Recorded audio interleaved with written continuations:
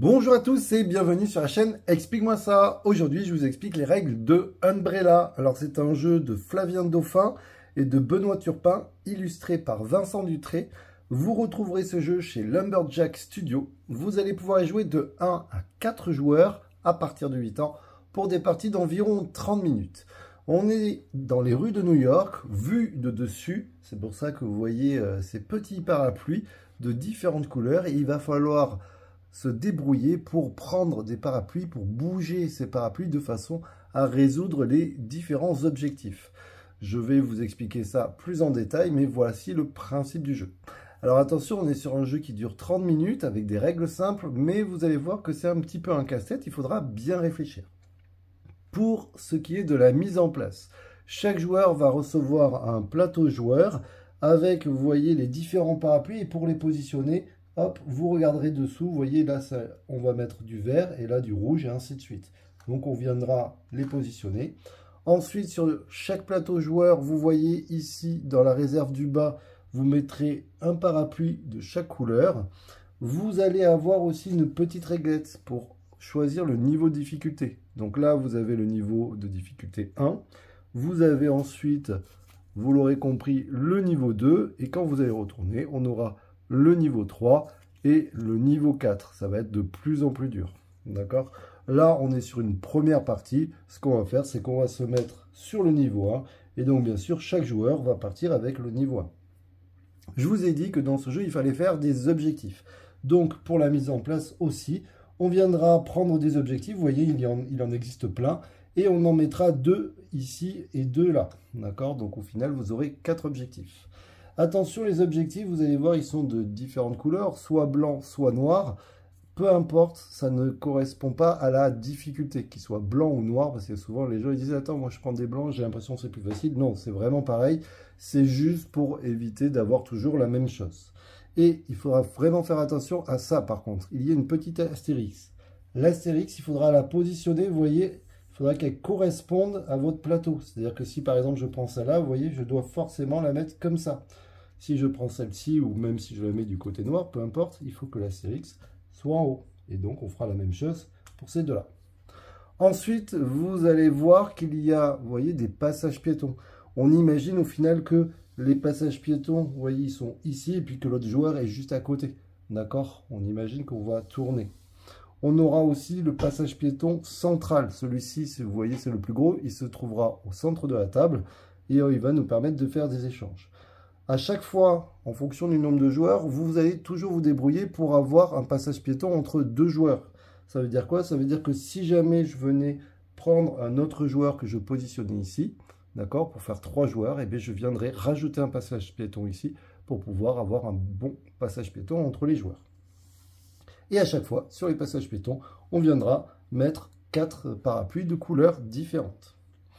Ici, vous allez voir, ça va être pour marquer des points de victoire, ces petits jetons. En fonction du nombre de joueurs, c'est pareil, on viendra en mettre plus ou moins.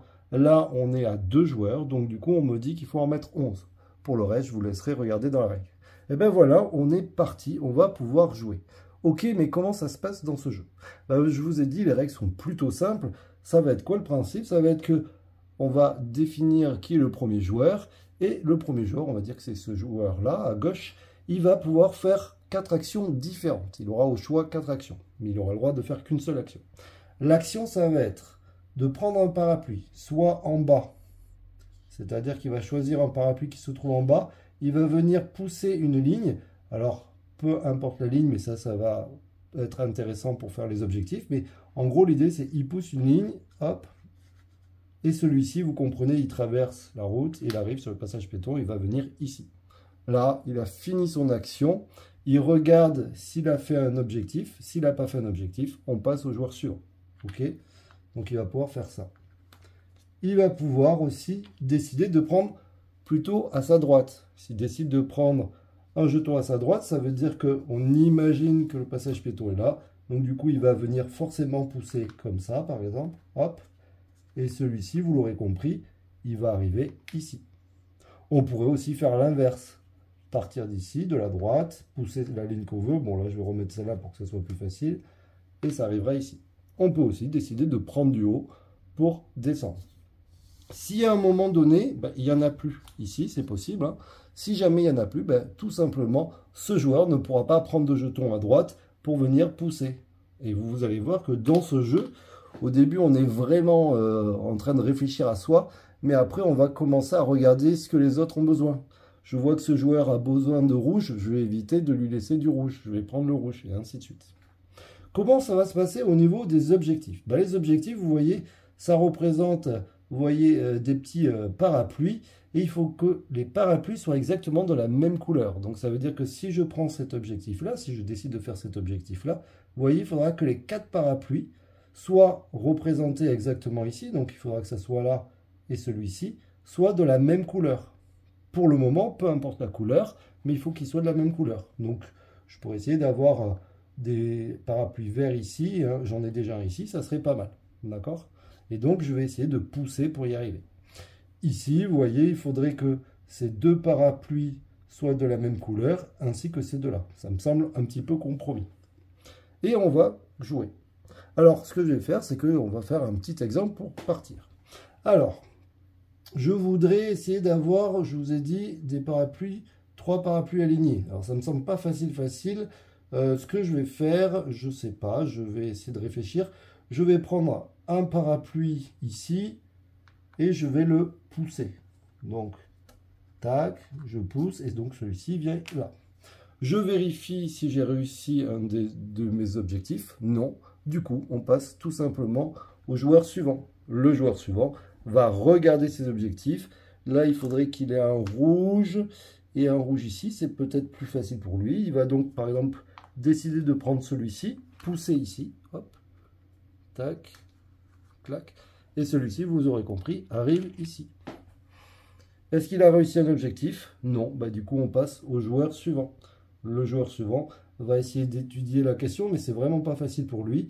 Il va prendre un jeton en haut, pousser comme ça. Donc, vous l'aurez compris, ce jeton arrive en bas. D'accord? Il n'y a pas de limite dans les jetons qu'on pourrait stocker, soit en bas, en haut, ainsi de suite. Hein. Ça pose pas de problème. Est-ce qu'il a réussi son objectif? Non. Du coup, on passe au joueur suivant, dans le sens des aiguilles d'une montre. Celui-ci, on était là, on a dit qu'il était pas loin. Il est pas loin, mais il faudrait que j'ai un rouge ici. Vous êtes d'accord? Vous voyez? Là, j'ai ces deux-là, et là, il faut un rouge. Eh bien, très bien. C'est à moi. Je vais venir, hop, pousser là, clac. Et je vais regarder. Est-ce que j'ai fait un objectif? Oui, j'ai fait celui-ci. J'ai bien 2 rouges ici et 2 rouges ici. Comme j'ai réussi mon objectif, je vais prendre un petit marqueur et je vais pouvoir le positionner sur ma réglette. Mais attention, il faut forcément que ça soit un rond rouge, enfin un parapluie rouge. Donc, je pourrais le poser ici, ici ou ici. Si on regarde de plus près, ça veut dire quoi? Eh bien, là, on me dit que si à la fin de la partie, j'ai fait ces 3-là, j'aurai en plus 5 points de victoire. Vous voyez, celui-ci est plus facile à faire, mais par contre, il rapporte moins. Donc là, on est en début de partie. Écoutez, j'ai envie d'y croire. Je vais venir, hop, mettre mon petit marqueur ici. D'accord?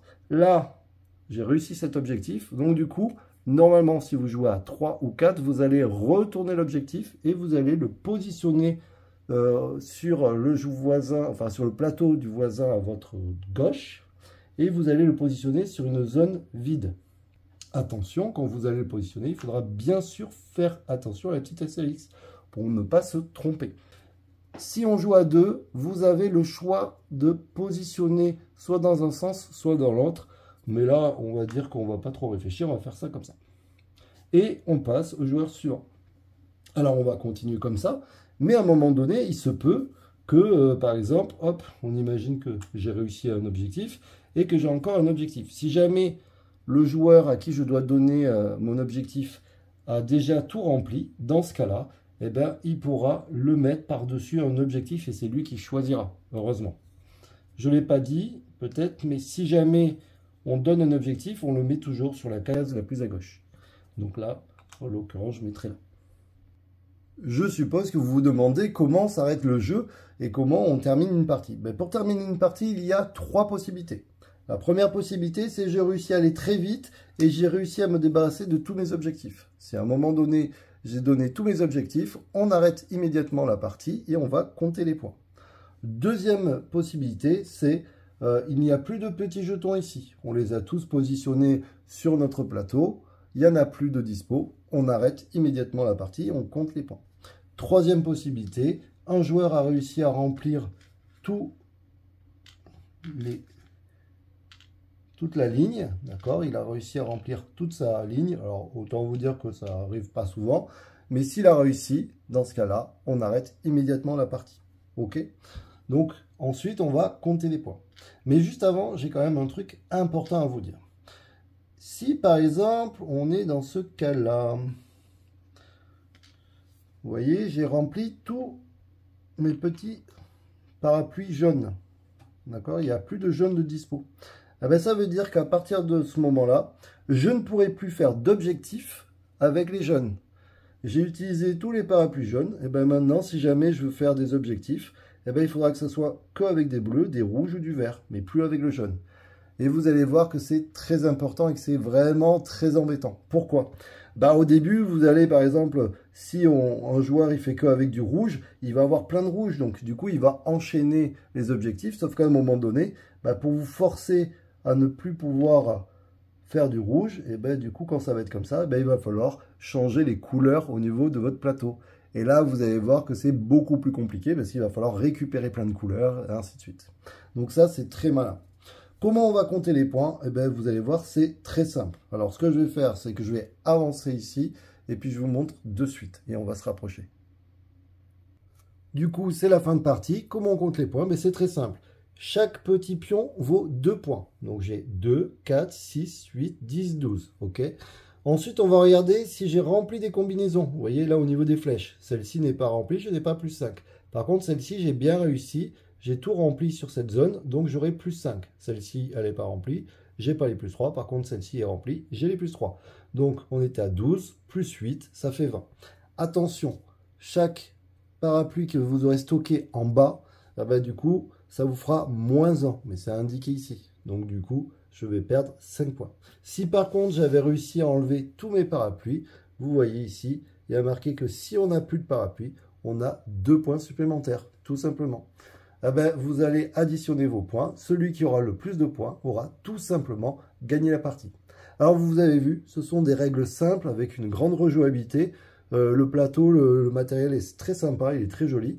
Mais attention, vous allez voir que c'est quand même stratégique et qu'il faut bien réfléchir. Des fois, ça nous arrache un petit peu les neurones.